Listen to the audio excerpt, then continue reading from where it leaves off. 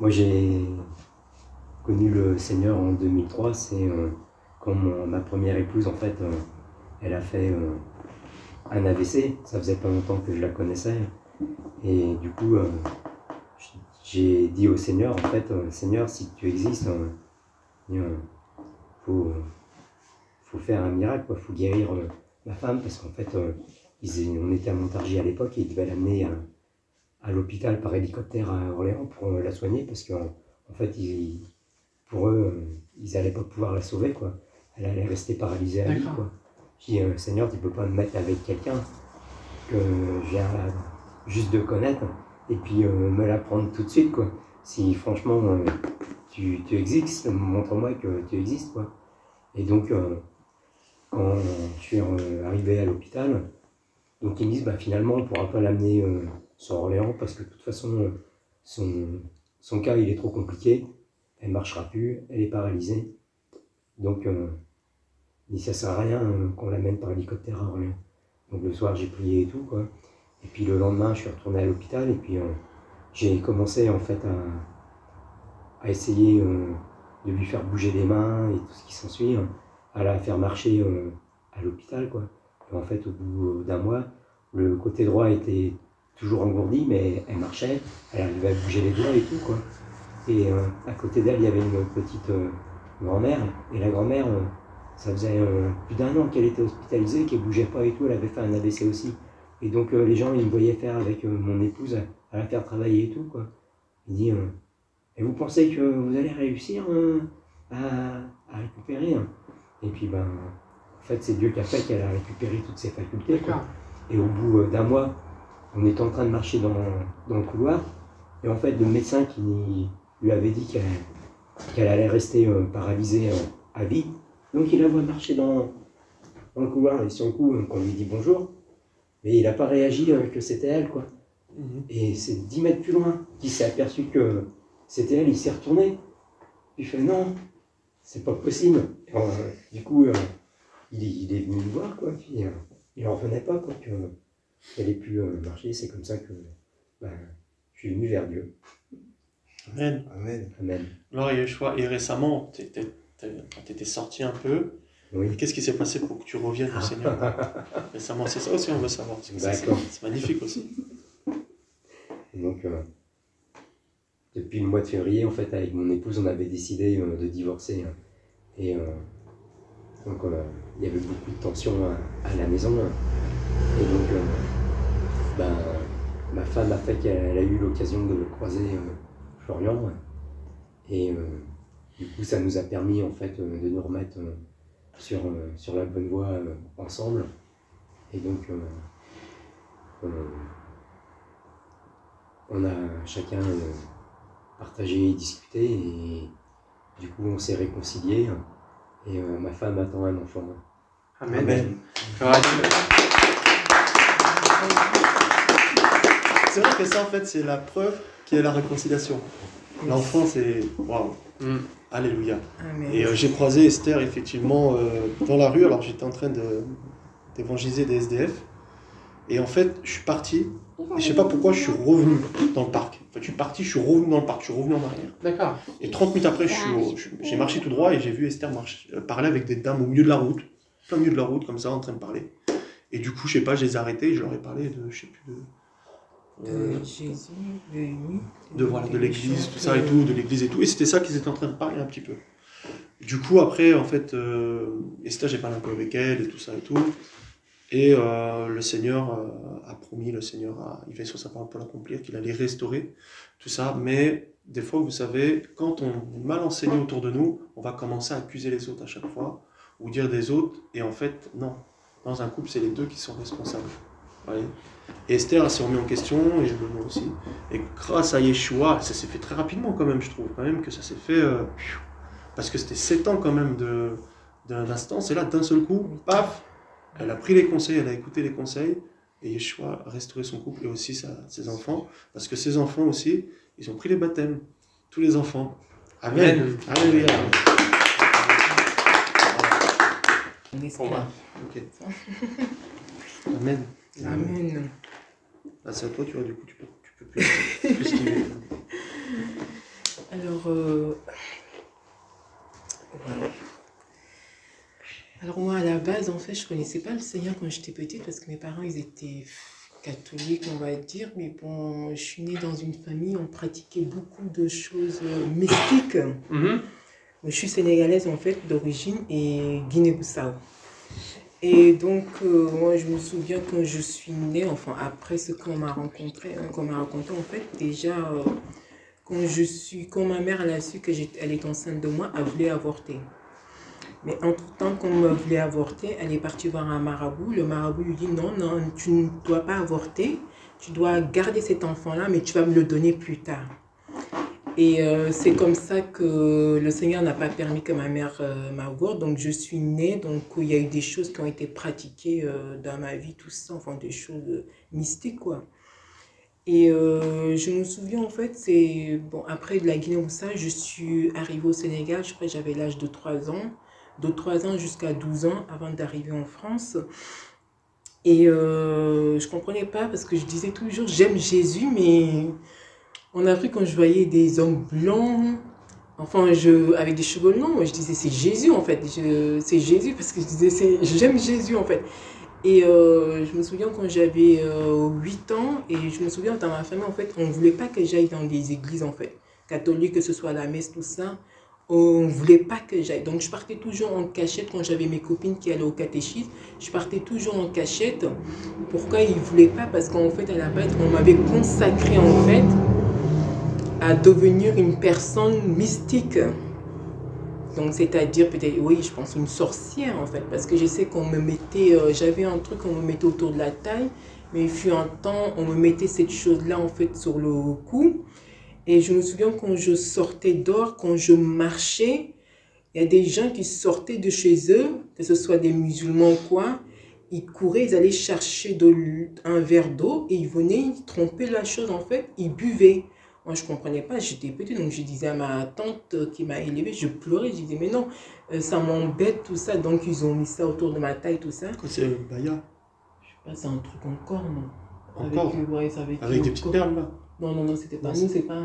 Parce que nous, en fait, c'est tissé avec des fils, en fait. Okay, c'est comme si c'était tissé. Okay. Et donc, c'était comme ça. Et à l'âge de 8 ans, j'avais mon petit cousin que j'aimais beaucoup. C'était un bébé, hein, j'avais que 8 ans. Donc, c'était un petit que je gardais, on va dire, j'étais comme sa maman, quoi. Mais je l'aimais beaucoup. Et un jour, ce petit est tombé malade. Apparemment, avant de rendre l'âme, il a appelé mon nom. Et quand il a appelé mon nom, le soir, on dormait dans une chambre. En Afrique, vous savez, on dormait, on est plusieurs dans une chambre. Et pendant qu'on dormait, quelqu'un m'a réveillée. Et quand j'ai ouvert les yeux, j'ai vu un homme. Je ne pouvais pas vous dire son visage, mais ce que je sais, il était habillé tout en blanc. Mais dans un coin, il me fixait. Et tout le monde dormait, il n'y avait que moi qui l'avais vu en fait. Il me fixait tout ça et donc j'ai eu peur, j'ai fermé les yeux. Quand j'ai ouvert les yeux, il était parti. Et ce jour-là, en fait, c'est cet amour de Jésus était dans mon cœur. Je l'aimais, je disais, mais j'aime Jésus, je veux me marier avec Jésus. Et c'est comme ça, à l'âge de 12 ans, je suis arrivée en France. Quand je suis arrivée en France, j'étais catholique, donc j'allais au catéchisme, j'ai fait mon baptême, je crois, en catholique, j'avais peut-être 15 ans ou 16 ans, je ne me souviens plus. Mais il y avait toujours quelque chose qui me manquait en fait. Donc c'est là que ma vie a commencé à être chaotique, c'est-à-dire avec mon papa, ma maman elle est restée au pays, mais j'étais avec ma belle-mère ici. C'était très difficile. Donc vous savez, quand on n'a pas sa mère, sa propre mère, bah, parfois, la belle-mère, elle peut être gentille, elle peut être méchante aussi. Donc, moi, c'était mon cas.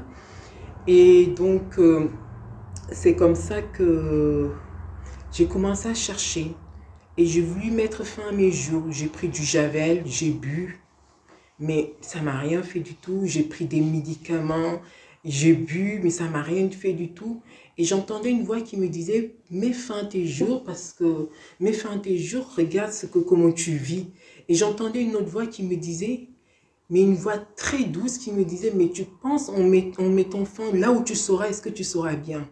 Moi, pour moi, l'enfer n'existait pas. pour moi, tu pars, c'est fini, quoi.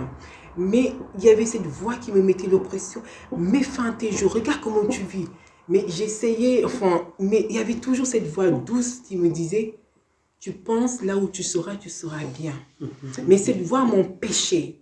Et je me souviens un jour, je ne sais plus quel âge j'avais, parce que mes parents, ils habitaient au 8e étage, et ce jour-là, j'ai commencé à pleurer. En fait, j'étais prête à sauter par la fenêtre. Et ce jour-là, le Seigneur a permis que une de mes cousines soit avec moi. Et je pleurais. Je disais, je vais partir. J'étais dans ma chambre, mes parents, ils étaient au salon, tout ça. Et je pleurais, j'avais ouvert la fenêtre. Hein. Et au moment que je voulus, ma cousine me dit, si tu sautes, je vais sauter avec toi. Mais je sais qu'elle n'allait pas le faire. Mais le Seigneur n'a pas permis que je puisse mettre fin à mes jours. C'est après, je crois que j'avais 20 ans, donc j'ai quitté Vernon. Je suis partie sur Paris pour moi, je voulais continuer mes études, mais malheureusement, quand je suis partie à Paris, j'ai vécu une vie de débauche. C'est là que j'ai commencé à aller en boîte de nuit, parce que je me suis dit, enfin, dans mon cœur, je me disais, mais Seigneur, moi, jamais je connaîtrai un garçon avant mon mariage. Et donc, malheureusement, quand je suis arrivée à Paris, je suis tombée dans l'impudicité, mais grave. J'étais prêt à faire tout, en fait, pour de l'argent, tout ça, parce que mes parents ne me donnaient pas de l'argent. Tout ce que je voulais faire dans ma vie, il n'y avait rien qui marchait, mis à part pour aller à Château d'Eau, pour travailler dans les salons de coiffure à Château d'Eau, pour gagner 150 € par mois. Et donc, c'était comme ça ma vie. Je pleurais tout le temps, je pleurais. Et le Seigneur a permis que j'avais une amie à moi qui était ivoirienne, tout ça. J'habitais chez elle même. Et il y avait son beau-frère aussi. Donc, son beau-frère et moi, après, on est sortis ensemble. Et je pleurais. Son beau-frère me voyait souffrir. Et c'est lui qui m'a offert la première fois la Bible.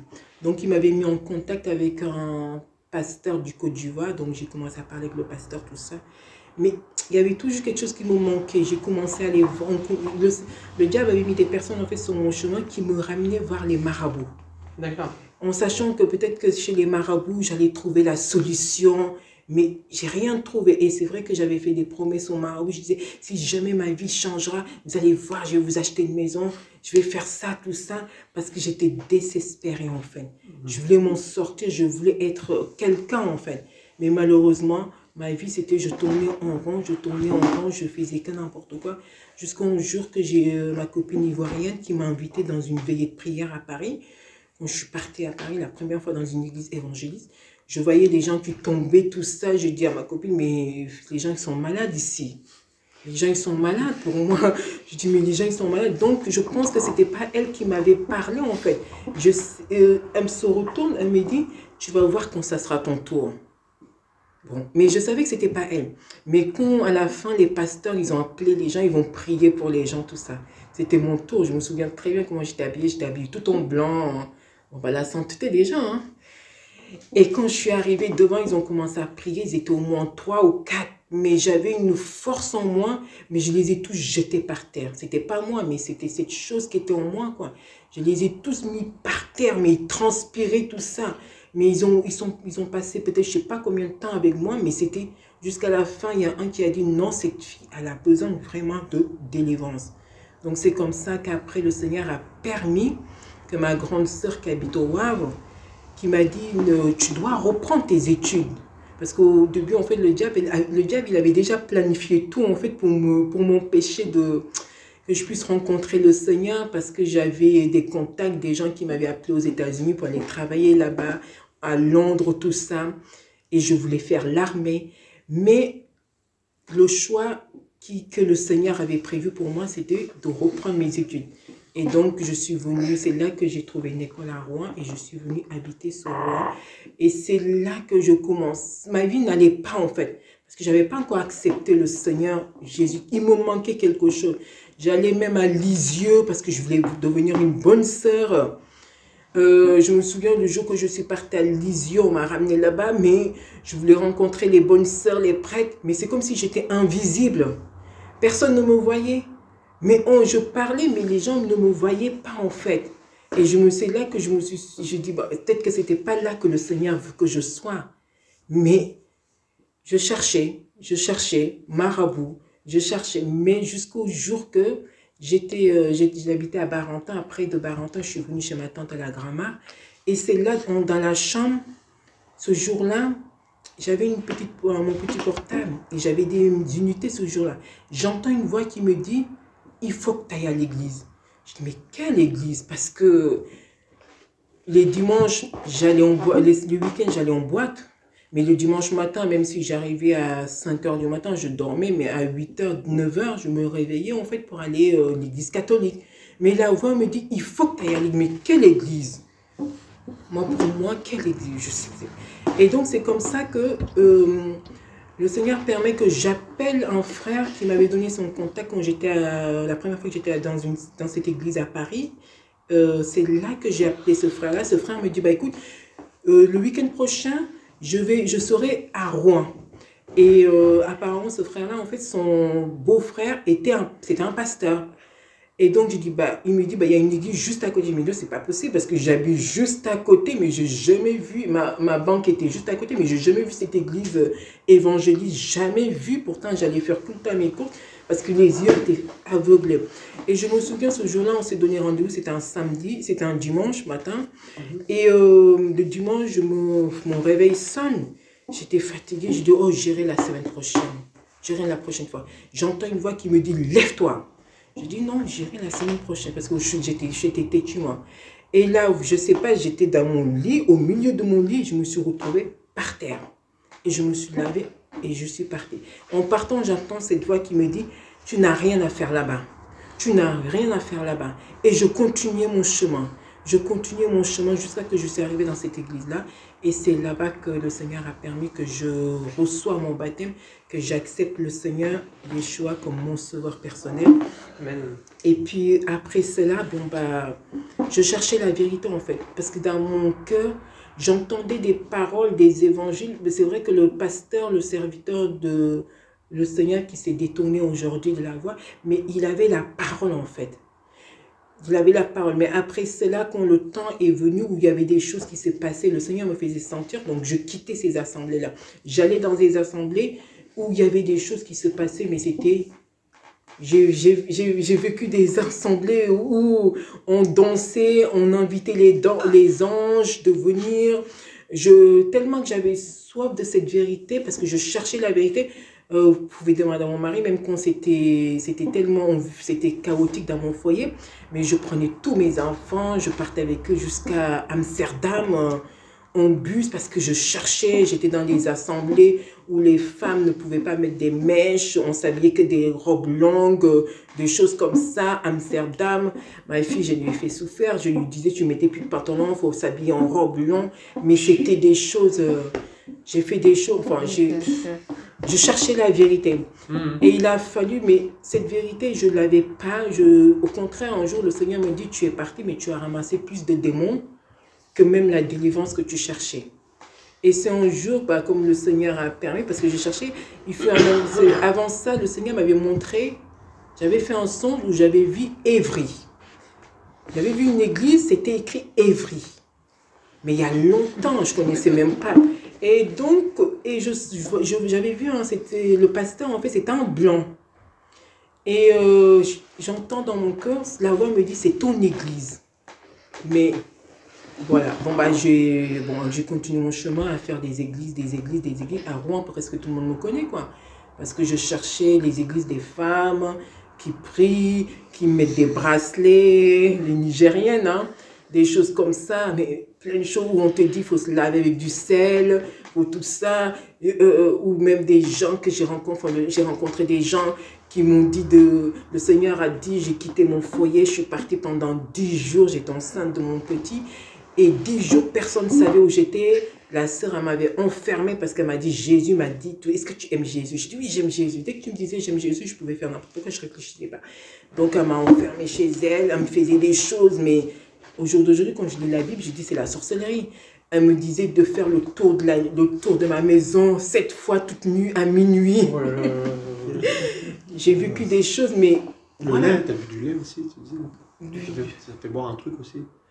C'était des trucs amers, lipsob, enfin, des choses comme ça, il faut compter, il faut se laver, enfin, C'était des choses mais vraiment horribles, mais bon, j'étais dans l'ignorance. Et le Seigneur a permis, je priais toujours, je disais, Seigneur, je sais qu'ici à Rouen, il y a des vrais enfants ici à Rouen. Et Seigneur, permets-moi, mets tes véritables enfants sur mon chemin. Amen. Et c'est comme ça, ce jour-là, je travaillais à Rouen.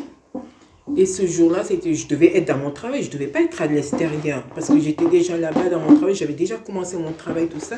Et j'avais rendez-vous avec des sœurs que je devais remettre, parce que je devais remettre quelque chose pour un pasteur, un prophète que je suivais en Cameroun. Et donc, on parlait tout ça. Et au début, en fait, on s'est donné rendez-vous. Ces sœurs-là, ils n'étaient pas venus. Moi, j'ai continué d'avancer et on s'est arrêté à côté du métro. Et c'est là que Florian arrive. Il commence à nous parler de son témoignage, de ce qu'il a vécu, comment Yeshua l'a rencontré en prison, tout ça, comment le Seigneur l'a fait visiter l'enfer, tout ça, enfin, des choses comme ça. Mais pendant que lui parlait, en fait, il y avait quelque chose qui s'est passé. Les autres, ils n'étaient pas attentifs, mais il y avait quelque chose qui s'est passé en moi.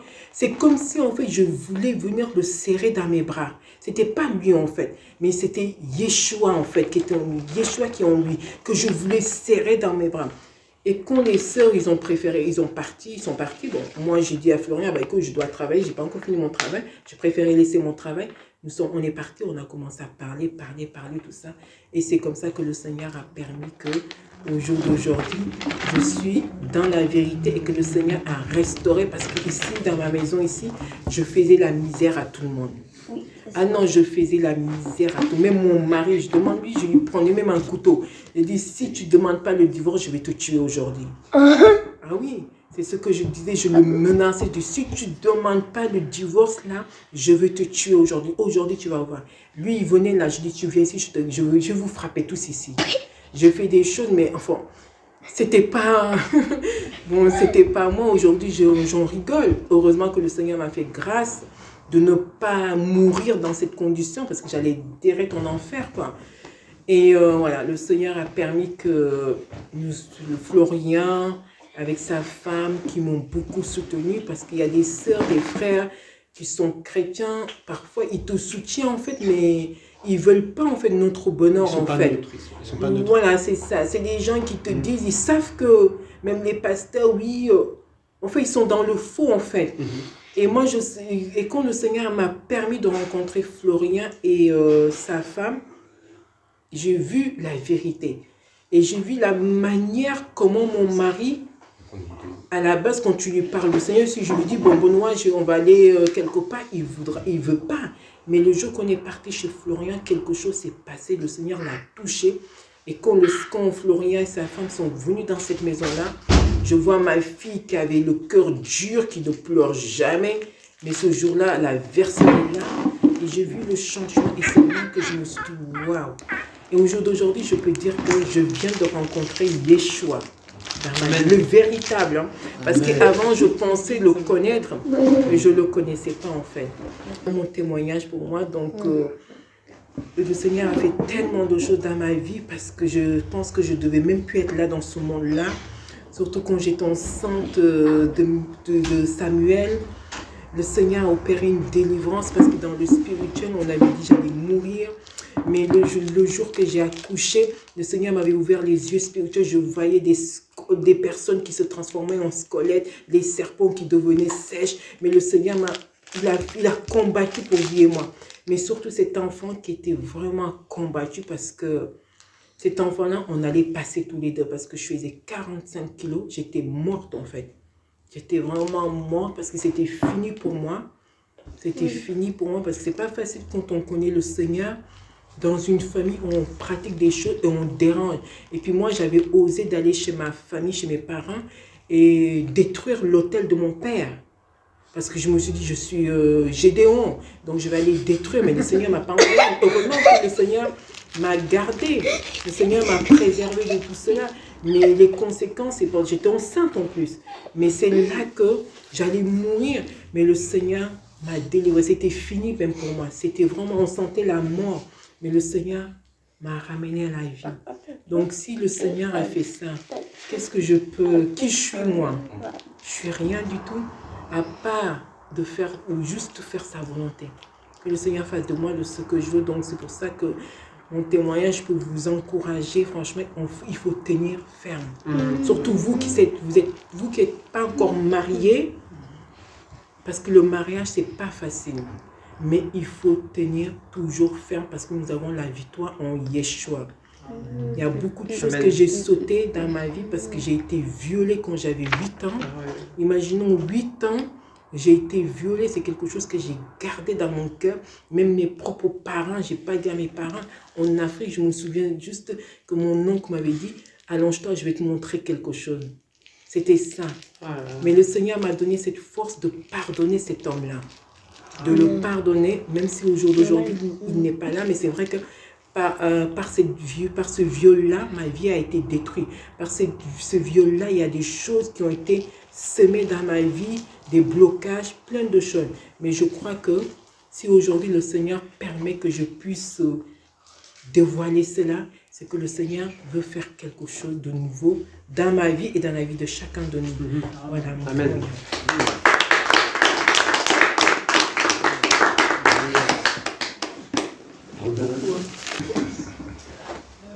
Moi je m'appelle Grace, j'ai eu 15 ans le 18 décembre, donc ça fait pas longtemps.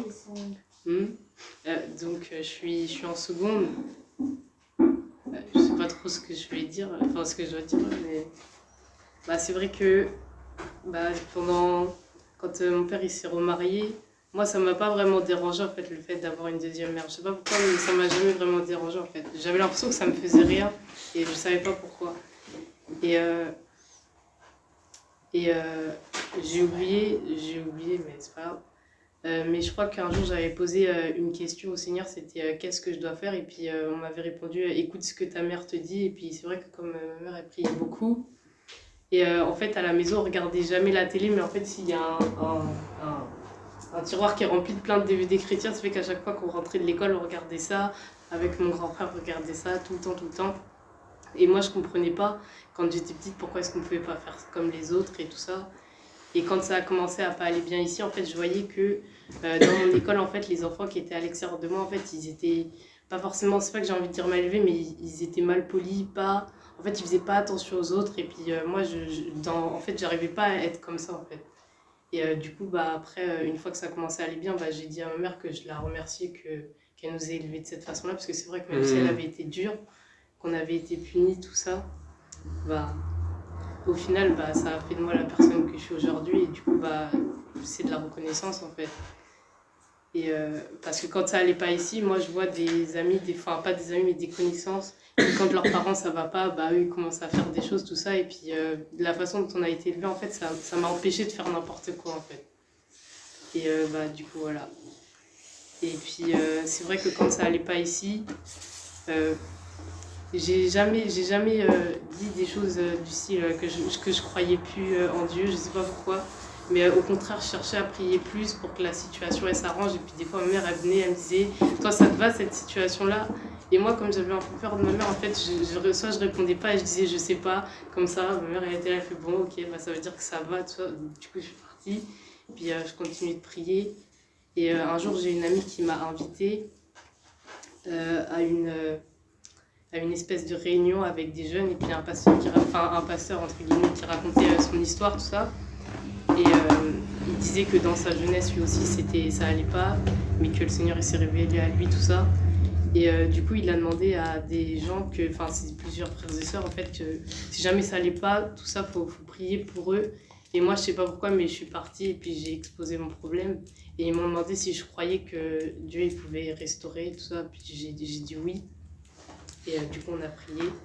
Et peu de temps après, ça s'est remis bien. Voilà. Amen. Amen. Très bien. Le Seigneur t'a touché et t'as envie de t'accrocher encore plus davantage à lui. Amen. C'est bien. Il a fait son baptême à la veillée, là. Ah, la veillée. Ouais. Ah, bien. Voilà. C'est magnifique, et c'est vrai que le Seigneur t'a beaucoup restauré aussi le cœur, parce que tu avais des choses que tu ignorais en fait en toi, et qui ont pu ressortir aussi, quoi. Et c'était beau ce jour-là. Wow. Moi, Et toi? Moi? Non, toi, t'as le dictionnaire dans la bouche, ça il faut que tu parles. Non. Tu t'appelles comment? T'as quel âge? Tu peux dire, non? Est-ce que t'aimes Yeshua? Oui. Ok. Allez, toi. Alors moi je m'appelle Emmanuel, je suis en classe de seconde aussi. Mhm. Alors déjà pour commencer, ça va être compliqué. T'as prié pour avoir des petits Alors. frères et des petites sœurs. Toi, t'as pas voulu parler maintenant. Chut.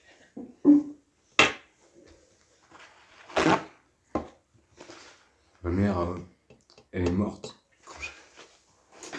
ça va aller. Ma mère, elle est morte quand j'avais l'âge de 6 ans.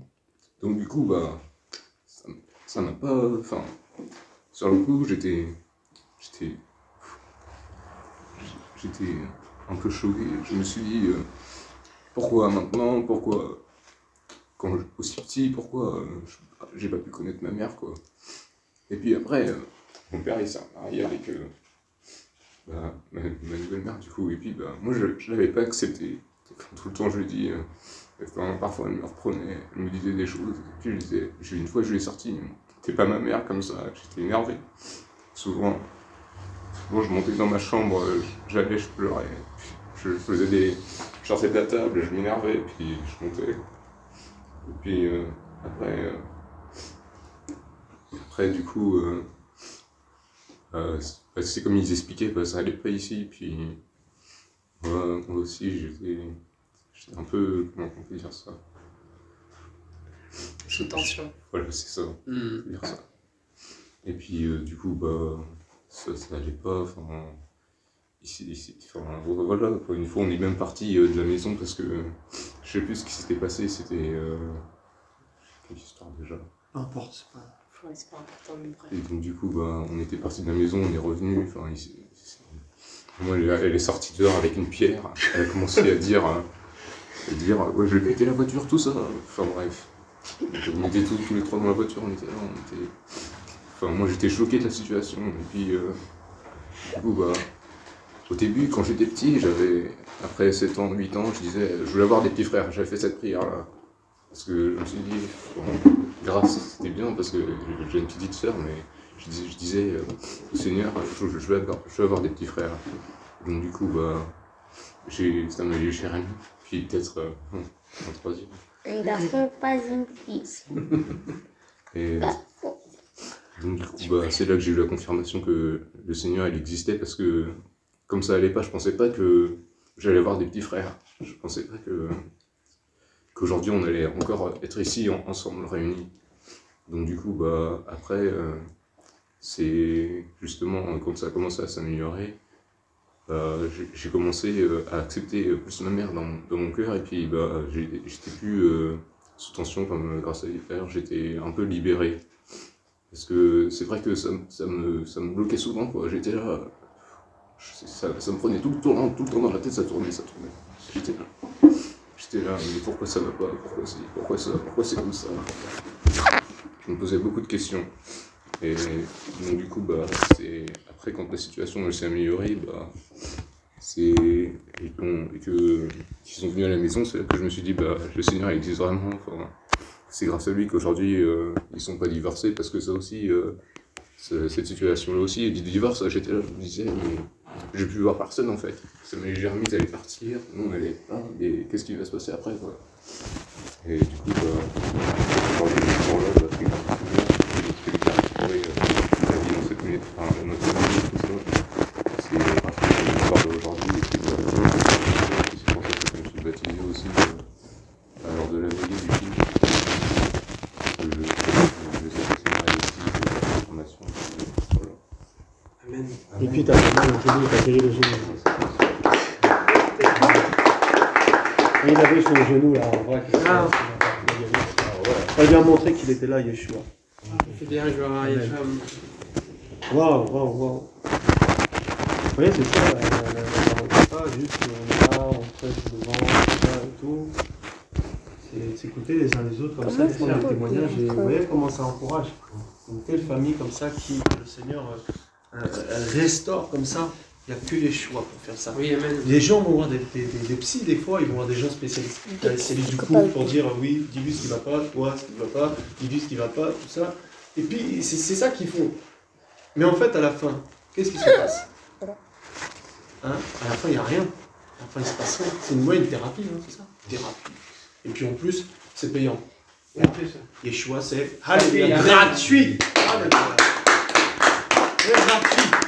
Amen. Vas-y, mon frère. Je veux juste prendre la parole. Oui, vas-y. Juste, en tout cas, je voulais vraiment, comme on est tous là, demander vraiment au Seigneur de nous pardonner, Benoît et moi, parce que quand j'écoute les enfants qui témoignent, je me rends compte qu'on les a fait beaucoup de mal. Et ce n'est pas le but des parents de faire du mal aux enfants. Donc je demande vraiment que le Seigneur, ça nous a permis, moi-même ça m'a permis. C'est vrai qu'on donne ce que nous avons reçu. Moi, je n'ai pas reçu l'amour d'une mère, l'amour d'un père en fait. Je n'ai pas reçu cette tendresse en fait. Peut-être mon mari, tu vois. Mais c'est vrai que j'étais jeune quand le Seigneur m'a confié ses enfants. J'avais 34 ou 33 ans, je crois. J'avais 33 ans, j'étais vraiment jeune, donc c'est arrivé comme ça, je ne me suis pas préparée. Donc c'était trop, enfin c'était... Et puis moi, c'est vrai, j'ai manifesté le mauvais côté de ma belle-mère, en fait, sa manière, comme elle était dure avec moi, tout ça. Et c'est vrai, j'avais dit au Seigneur, je ne vais pas faire ça aux enfants. Seigneur, si tu vois que je vais maltraiter ces enfants, ne me donne pas d'enfants. Le Seigneur a fait autrement. Mais vraiment, quand j'écoute Grâce, quand j'écoute Manu, je me rends compte que je les ai fait beaucoup mal, que le Seigneur vraiment puisse me pardonner et que vous aussi, je vous demande vraiment pardon. Amen.